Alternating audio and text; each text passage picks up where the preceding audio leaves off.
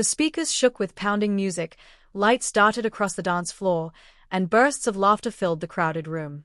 I stood off to the side near the bar, a drink in hand, letting my gaze drift over the sea of people until it landed on her. Emma. My wife. But instead of flashing me the smile I had been waiting for, she was pressed against another man, swaying as though they were the only two who existed. My chest tightened. In that instant, it was as if the floor had vanished beneath me. She wasn't simply moving to the music, she was melting into him, her head resting against his shoulder, her lips curved into a tender smile I hadn't seen directed at me in weeks. Anger surged first, making my grip on the glass stiffen until my knuckles whitened. But beneath the fury was something sharper, hurt. Betrayal. We had walked into that party together, yet I found myself abandoned while she chose to give her attention to someone else, right in front of me. Questions hammered through my mind. Was this just a careless moment, or had it been happening behind my back for longer than I realized? Whatever the truth, her choice seemed painfully clear. I couldn't stand there watching her dismantle everything we had built.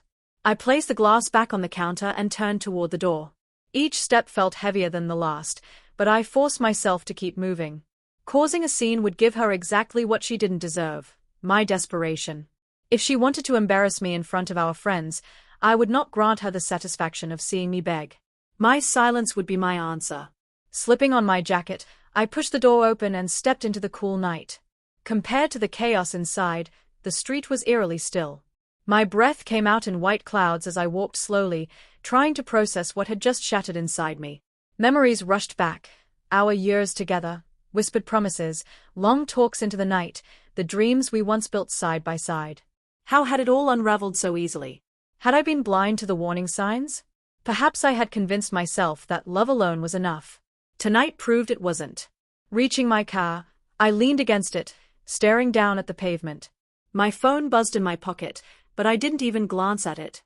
I didn't need excuses or carefully chosen words. I had seen all I needed to see. Pulling out my keys, I was ready to drive away and leave it all behind when hurried footsteps interrupted the silence. Wait. Her voice cracked in the cold night air. I looked up to see Emma running toward me, heels clattering against the concrete, her hair disheveled from the dance floor. She grabbed my arm, her eyes wide with panic. Please don't go. It's not what you think. Her words hung there, but I kept my jaw locked, saying nothing. I wanted desperately to believe her, but the image of her wrapped in another man's arms had branded itself into my mind. She stumbled through an explanation, voice trembling. He's just an old friend. That's all. I wasn't thinking, I only wanted to dance. I didn't realize how it looked. Tears glazed her eyes as she clutched my hand like it was the only thing keeping her grounded. I looked for you the moment I noticed you were gone. Please, don't let this ruin us. I finally turned to face her fully, chest heaving with slow, heavy breaths. You humiliated me, Emma, I said, my voice low but edged with steel. In front of everyone. Do you have any idea what it felt like watching my wife in another man's arms? Her head shook frantically, tears streaming down her cheeks. I'm sorry. I was careless, but it was only a dance. I swear, you're the one I love. Please, don't walk away from me. Her words pierced through the walls I had built in the last hour. I searched her face, desperate for any trace of dishonesty. What I saw wasn't deceit, it was fear. Fear of losing me. The rage didn't vanish, but it shifted into something heavier. Disappointment, sadness, and yes, a trace of love that refused to die. I didn't say yes. I didn't say no. But I let her hold my hand, and for her, in that moment, it was enough. We didn't return to the party. Instead, we drove home in silence, her hand resting tightly on mine, as though letting go might make me disappear. The road ahead was uncertain.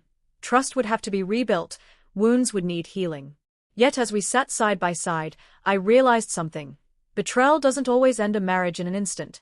Sometimes, it forces you to face truths you've been too afraid to confront. Whether we survived this storm or not, only time would tell. But one thing I knew for certain, Emma would never forget the night she almost lost me.